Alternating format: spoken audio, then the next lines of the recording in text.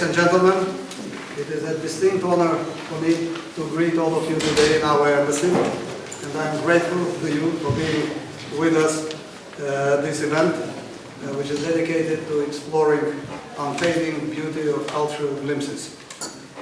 This event actually has been planned already for some time ago, but the devastating earthquake in Turkey, in Syria, and in the Khojaly province of Iran, which took place on the 6th of February, as you all know, has brought a new dimension to the global understanding of pain and suffering in civilizational terms.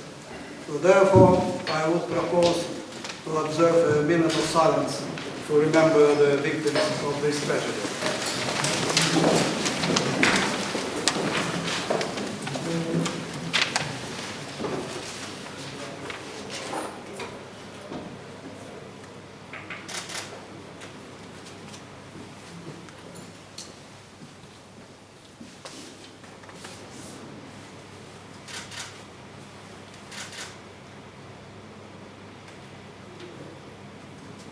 Thank you. Dear guests, ladies and gentlemen, today, as you have already seen from the setting of the hall, it's full of pictures, it's full of images, and that is why I have the honor to present Mr. Reza Deghati,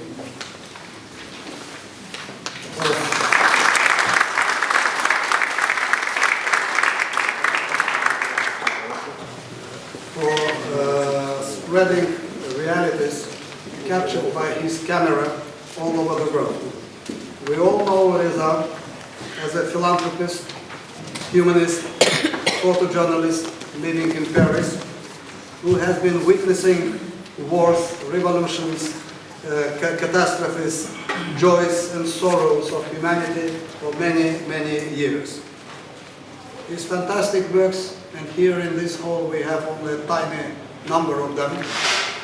His works has been featured in the renowned international media outlets like National Geographic, Time Magazine, Stern, Newsweek, and Pais, very much, as well as in a series of books, exhibitions and major installations all over the world, many conferences and documentaries.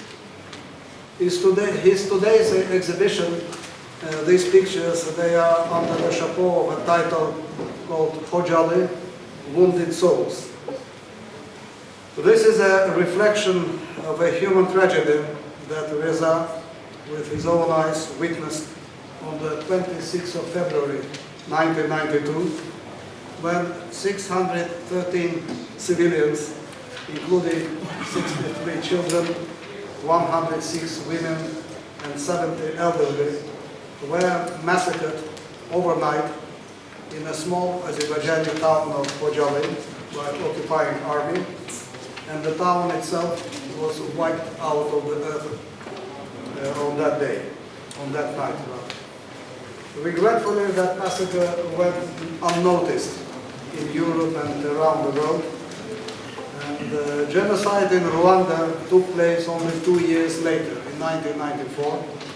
And nobody at that time even knew what the word Srebrenica means, because the genocide in former Yugoslavia in this tragic town took place only in 1995. The Khojaly massacre is a shameful page in the history of civilization. It's a non-healing wound of all Azerbaijanis, and it's a profound lesson for humanity, which does not know ethnicities, religions, or races.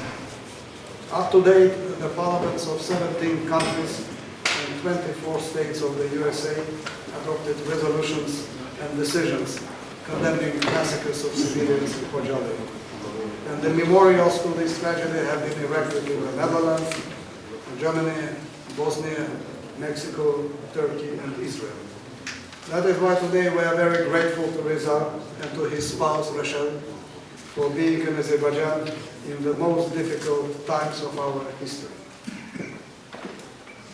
Ladies and gentlemen, today it's also my privilege to welcome the chamber music trio Manestri. It's a Belgian one, dedicating today's concert to the dearest memory of the victims of Khojaly.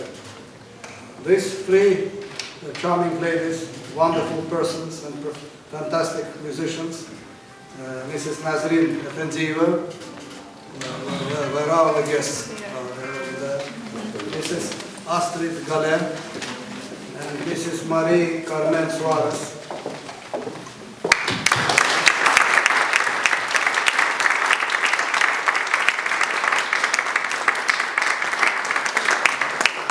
These fantastic musicians have come together to encourage their listeners to embark on a journey into a new music, into new and explosive art. Because of their very different origins, these musicians enrich each other to give their music an amazing uniqueness. And by the way, I'm also proud to know that Nezrin is a granddaughter of a great Azerbaijani composer, world-renowned composer, Maestro and some masterpieces of whom will be performed today during this concert. And so now I'm pleased to give the floor to our dear friend Reza to say a couple of words and to present his exhibition. Thank you so much.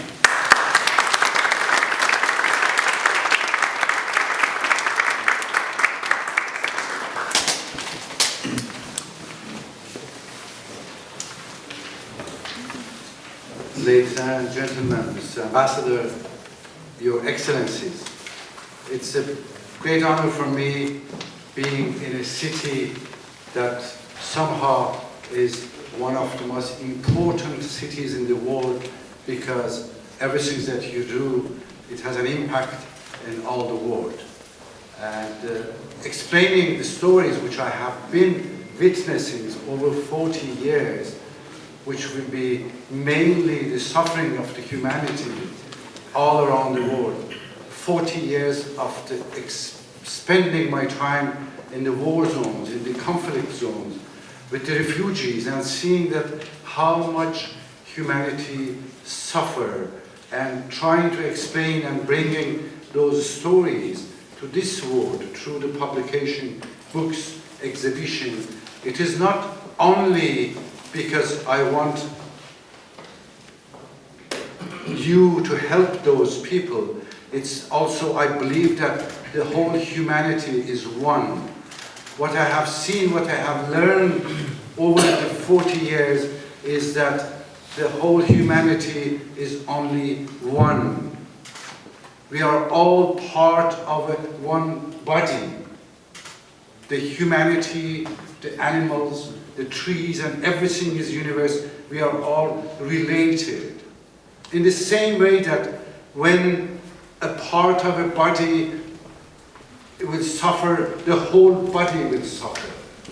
In the same way, when the suffering happening in Rwanda or Khojaly or in Syria, all the humanity is suffering.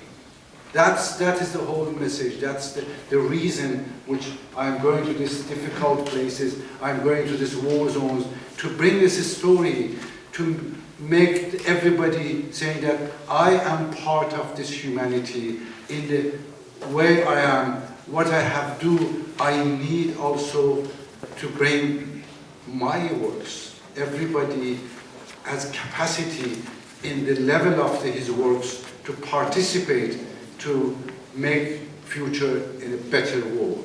This is what Wounded Souls is the name of the exhibition. You know, usually in the war, what we see, it's the wounded cultures, it's wounded buildings, it's destruction of the physical destruction. That's what we see. But the reality of the war is the wounded souls. The people that they have been in the war zones, the people that they have lost their families or lost their home, everything, the wound that they got in the souls is much more important than just losing a house. That's the reason also I believe that we should more things how we could help the wounded souls.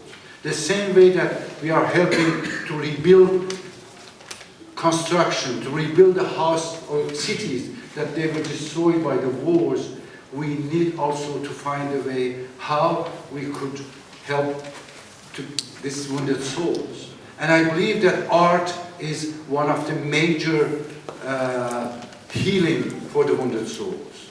I believe that art and culture has the capacity to heal these wounded souls. That's why I'm an architect by training, but when I saw that how photography is important for humanity, I just left my architecture office, and for 40 years I was just doing the photography. So tonight, thanks Mr. Ambassador giving me the opportunity to talk to you again. I think that you are, every one of you, you have a capacity of doing a lot, much more for the humanity. Thank you for inviting me to show my works here, and thank you also bringing this incredible musician to follow up on it. Thank you very much.